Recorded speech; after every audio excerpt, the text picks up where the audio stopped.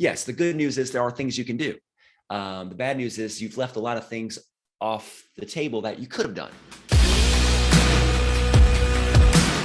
What's the number one secret to unlocking creative tax reduction strategies? Ooh, powerful question. So when it comes to selling appreciated asset, Brett, you probably know this. You know this really. You absolutely do know this. It's about planning in advance. The last thing I like to hear is someone that says, I sold an asset and have a tremendous amount of profit and have this big tax bill. And I say, great, when are you selling it? Oh, I sold it 2 months ago. Well, yes, the good news is there are things you can do. The bad news is you've left a lot of things off the table that you could have done.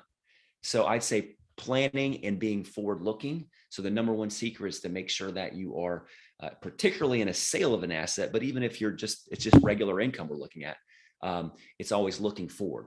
How should I be structured to be most efficient in my tax planning? Because structure is everything.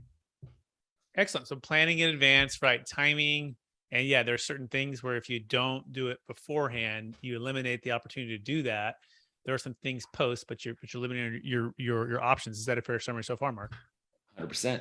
Excellent. What's the number two secret to creative tax reduction strategies? Think outside of the box. If you think inside the box, you're going to take a mortgage interest deduction. That's all you're going to get. You know why? Because your CPA is going to say, that's all you can do.